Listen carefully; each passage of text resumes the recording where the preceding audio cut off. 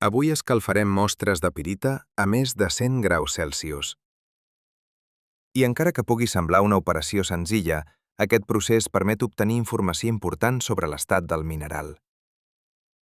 Després d'estudiar la granulometria i la densitat de les mostres, el pas següent va ser analitzar-ne el contingut d'humitat i compostos volàtils.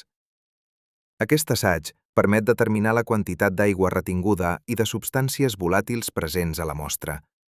Quan un mineral s'escalfa en una estufa, part de l'aigua retinguda i determinats compostos poden evaporar-se.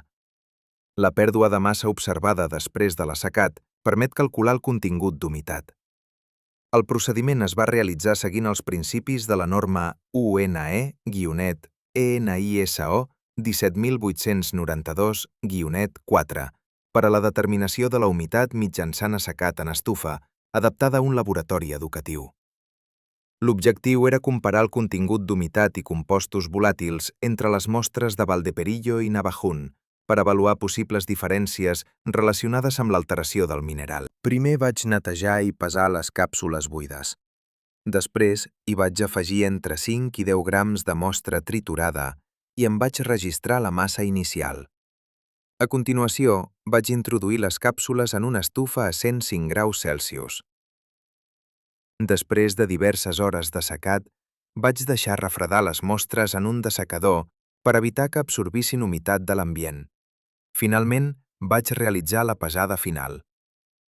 Durant l'assecat, va aparèixer una olor intensa en ambdues mostres. Això podria estar relacionat amb l'alliberament d'humitat retinguda o de determinats compostos associats al mineral. Els resultats van mostrar pèrdues de massa extremadament petites després de l'assecat. Això indica que ambdues mostres contenien quantitats molt reduïdes d'aigua retinguda. Tot i que les diferències entre les dues mines van ser petites, les mostres de Valdeperillo van mostrar pèrdues lleugerament superiors. Això podria estar relacionat amb una alteració superficial més gran o amb una capacitat lleugerament superior de retenció d'humitat.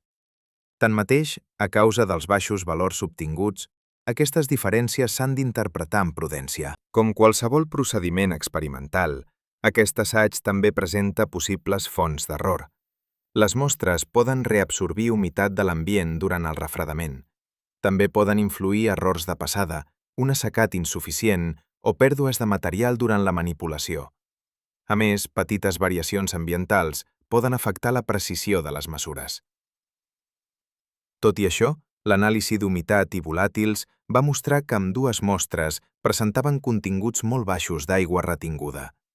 I encara que les diferències observades van ser petites, els resultats continuen sent compatibles amb un grau d'alteració superior a la pirita de Valdeperillo. Però per confirmar realment aquesta alteració, encara quedaven les anàlisis químiques més importants.